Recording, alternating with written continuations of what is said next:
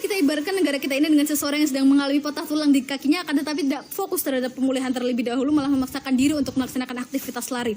Maka apa yang terjadi? Yang terjadi adalah lukanya akan menjadi semakin parah. Dewan juri yang terhormat, pada saat ini negara kita sedang dihadapkan dua pilihan yang tidak mudah. Yang pertama adalah kesehatan masyarakat, yang kedua adalah perekonomian. Tentu ini adalah hal yang sulit. Dewan juri yang terhormat, pada saat ini kasus yang ada mengenai COVID-19 terdapat 45.000 lebih. Dan terdapat penambahan kasus setiap harinya adalah 1.000 hingga 1.300. Tentu ini bukanlah angka yang kecil. Berangkat dari status quo ini, saya akan membuktikan bahwa Indonesia pada saat ini belum siap untuk menerapkan new normal. Indonesia saya definisikan dengan seluruh wilayah Indonesia yang mana meskipun terdapat 102 daerah yang telah diizinkan oleh pemerintah, akan tetapi terdapat daerah-daerah seperti DKI Jakarta yang sudah memulai untuk membuka mal-mal dan pasarnya. Dan juga terdapat Surabaya yang sudah membuka stasiunnya, yang mana dua daerah ini termasuk daerah yang masih zona merah. Yang mana ketika stasiun dan bandara-bandara dibuka, maka akan terjadi kemungkinan bahwa masyarakat di daerah zona merah akan menuju ke daerah yang yang sudah zona biru ataupun masih zona hijau. Dewan juri yang terhormat, masuk ke sesi argumentasi saya. Yang pertama adalah penyebaran COVID-19 di Indonesia masih belum terkendali. Hal ini mengapa dapat saya katakan bahwa Indonesia belum siap untuk menerapkan new normal. Seperti kita ketahui bahwa target dari pemerintah adalah R0 sama kurang dari 1. Ketika R0 sama dengan 1, ini berarti ketika terdapat seseorang yang terkena virus COVID-19 ini berpotensi untuk menularkan kepada satu orang lainnya. Akan tetapi, fakta di lapangannya adalah terdapat 2,5 nilai R0 nasional. Mari kita berkaca kepada daerah-daerah atau negara-negara yang memaksakan diri untuk menerapkan new normal sedangkan angka kasusnya masih tinggi, yaitu ada Iran dan Pakistan. Maka apa yang terjadi kepada negara ini? Ya, new normalnya pun gagal. Dewan juri yang terhormat, mari kita berkaca kepada negara lainnya, yaitu yang baru saja menerapkan new normal baru 1 hari, akan tetapi mengalami kegagalan, yaitu Korea Selatan. Seperti kita ketahui bahwa Korea Selatan terkenal dengan masyarakat yang memiliki kedisiplinan yang tinggi. Akan tetapi setelah dibukanya tempat-tempat keramaian seperti sekolah dan tempat-tempat lainnya, mereka kembali menutup sekolah-sekolahnya lagi. Mari kita introspeksi terhadap negara kita, bahwa karakteristik masyarakat Indonesia adalah yang pertama adalah sulit diatur. Yang mana seperti kita lihat di lapangan, terdapat beberapa orang yang belum menggunakan masker atau tidak menggunakan masker. Seperti kita ketahui bahwa sebagian besar masyarakat Indonesia tidak menggunakan face shield atau kacamata, yang mana kita ketahui bahwa penularan tidak hanya melalui mulut dan hidung, akan tetapi juga melalui mata. Dewan juri yang terhormat, dan karakteristik masyarakat Indonesia adalah suka sering berkumpul. Yang mana seperti kita ketahui bahwa pada saat seperti ini tidak disarankan untuk berkumpul, malah disarankan untuk mengerjakan pekerjaan kita melalui rumah. Bijak rasanya ketika seseorang bos memberikan kewenangan kepada bawahannya yang disiplin untuk memberikan kelonggaran berupa libur. Akan tetapi tidak bijak rasanya ketika seorang bos memberikan kelonggaran kepada pegawainya yang tidak disiplin. Lalu sudah bijakkah kebijakan kita ini? Dewan juri yang terhormat, akankah new normal ini berhasil untuk menekan angka penyebaran COVID-19 dengan melaksanakan perilaku kita dengan melaksanakan keseharian kita dengan normal, ataukah ini akan menjadi gelombang kedua dari penyebaran COVID-19? Dewan juri yang terhormat, biarkan saya menjelaskan sistematika bagaimana kegagalan ini akan terjadi. Yang pertama, new normal ini berarti seluruh sektor perindustrian akan dibuka. Ketika seluruh sektor industri akan dibuka dan kita mengetahui bahwa pertambahan kita selalu meningkat, maka di sini akan dengan mudahnya penyebaran ini terjadi, yang mana kita ketahui bahwa masyarakat akan dengan mudahnya berkeliaran, yang mana masyarakat ini bisa saja tidak menunjukkan gejala-gejala bahwa mereka terkena virus COVID-19. Maka apa yang terjadi? Penambahan akan semakin pesat. Ketika penambahan semakin pesat, maka jumlah pasien pun semakin bertambah. Ketika jumlah pasien bertambah di rumah sakit, maka yang harusnya dilakukan oleh pemerintah adalah menggelontorkan subsidi kesehatan. Maka dari sini kita bisa melihat bahwa dengan diterapkan new normal ini bukan hanya semakin buruknya kesehatan kita, akan tetapi semakin buruk pula perekonomian kita. Terima kasih.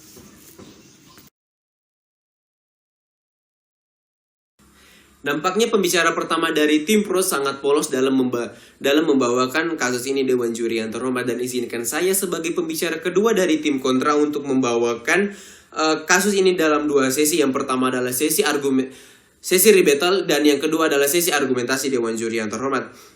Yang pertama dalam masuk kepada sesi rebuttal, di sini argumen-argumen yang saya akan sanggah yang pertama adalah dalam kepolosan mereka dalam menyampaikan mall-mall atau kafe-kafe yang sudah dibuka di berbagai daerah di Pulau Jawa dan lain-lain Dewan Juri yang terhormat. Tetapi jika kita ulas kembali bahwa kenapa mereka melakukan ini, karena mereka telah melakukan berbagai protokol kesehatan yang sudah dianjurkan pemerintah untuk dilakukan Dewan Juri yang terhormat, seperti pengecekan terhadap pengunjung mereka, seperti pemeriksaan suhu badan dan penyemprotan disinfektan Dewan Juri yang terhormat. Yang kedua adalah mereka juga memberlakukan ganjil genap pada toko-toko yang ada di dalam mal-mal tersebut Dewan Juri yang terhormat. Dan untuk kafe atau tempat-tempat nongkrong lainnya, mereka juga dibatasi hanya mengisi 50% daripada total kapasitas mereka Dewan Juri yang terhormat. Sehingga di sini dapat diambil kesimpulan bahwa peraturan-peraturan ini sangat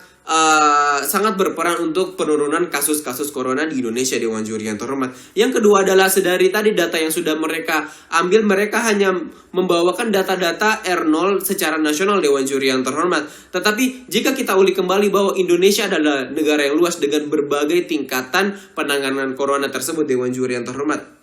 Bagaimana dengan Provinsi Aceh yang sampai saat ini hanya terkonfirmasi sebesar 27 pasien corona dan 20 diantaranya sembuh Dewan Juri yang terhormat. Dengan pergerakan corona yang sangat rendah, apakah mereka harus dipaksa untuk melakukan pembatasan di rumah saja dan berbagai sektor lain seperti ekonomi dan pariwisata akan lumpuh Dewan Juri yang terhormat?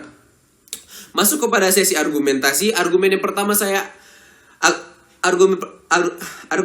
dari saya adalah menurut WHO, corona ini tidak akan hilang Dewan Juri yang terhormat, sehingga berbagai negara pun dengan tingkatan penanganan corona pasti akan melakukan new normal Dewan Juri yang terhormat, karena mereka tidak dapat menghilangkan virus ini Dewan Juri yang terhormat. Yang kedua adalah new normal ini dilaksanakan karena selaras dengan penanganan corona yang sudah sangat meningkat belakangan ini Dewan Juri yang terhormat, seperti pemberlakuan tes rapid di berbagai daerah dengan sangat gampangnya Dewan Juri yang terhormat, dan berbagai fasilitas-fasilitas lainnya seperti rumah sakit dan lain-lain Dewan Juri yang terhormat, sehingga penanganan corona di Indonesia sudah sangat gampang Dewan Juri yang terhormat.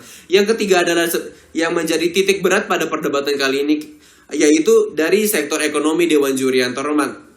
Mari kita berkaca dari sisi UMKM Dewan Juri yang terhormat. UMKM adalah penghasil 60% daripada pendapatan nasional Dewan Juri yang terhormat. Sehingga mari kita berpikir bahwa UMKM ini adalah usaha-usaha yang sangat rentan terjadinya kegagalan atau kebangkrutan dari faktor internal maupun eksternal Dewan Juri yang terhormat. Pada kondisi seperti belakangan ini yang dimana masyarakat sangat susah untuk melakukan perjalanan keluar dan lain-lain, hal ini akan menimbulkan masalah pada usaha mereka, dan hal-hal ini juga dapat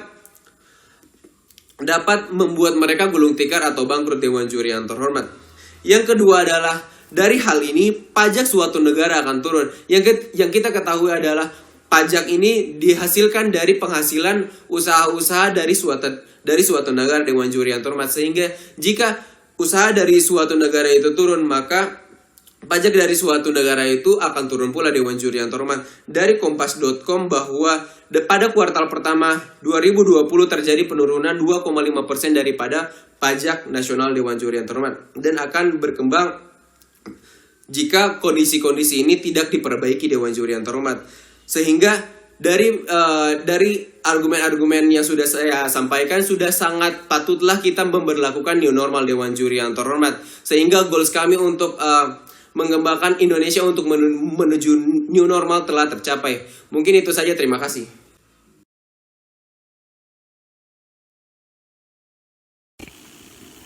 Kita ingin tetap produktif tapi aman dari COVID. Begitulah ujar Presiden kita Joko Widodo ketika menyambut gagasan New Normal Life sebagai solusi atas pandemi virus corona yang tidak hanya melumpuhkan sektor kesehatan masyarakat saja, melainkan juga sektor ekonomi negara yang kian hari makin terpuruk dengan bertambahnya kasus kemiskinan dan juga pengangguran. Bahkan krisis ekonomi yang diakibatkan dinilai lebih parah dibanding krisis tahun 98. Mosi perdebatan kita kali ini adalah bahwa Indonesia belum siap menerapkan new normal. Pembicara pertama kami sebagai pihak yang mendukung adanya mosi kita kali ini bertujuan untuk membuktikan bahwa dengan diterapkannya new normal malah justru akan merugikan kedua sektor. Karena pada akhirnya sektor ekonomi juga akan terdampak ketika new normal diimplementasikan di saat permasalahan kesehatan yang terjadi di Indonesia masih belum sepenuhnya terselesaikan. Dengan membawa argumen utama mengapa dengan sangat yakin bahwa new normal belum siap diimplementasikan di Indonesia, bahwa yang pertama adalah penyebaran COVID-19 di Indonesia masih belum terkendali atau masih belum terkontrol. Yang kedua, bahwa masih banyak negara yang gagal menerapkan new normal ketika angka COVID-19 yang masih tergolong tinggi. Fokus dari pembicara pro adalah seharusnya pemerintah tidak tergesa-gesa dan tidak terburu-buru dalam menerapkan kebijakan ini, seharusnya pemerintah fokus terlebih dahulu untuk menyembuhkan sektor kesehatan yang sedang mengalami luka. Pembicara kedua sebagai pihak yang menolak adanya mosi kita kali ini bertujuan untuk membuktikan bahwa Indonesia telah siap dan seharusnya menerapkan new normal dengan memberikan sanggahan bahwa tidak seluruh wilayah di Indonesia memiliki tingkat COVID-19 yang tinggi dan juga pembukaan public area seperti mall, transportasi umum, dan lain-lain.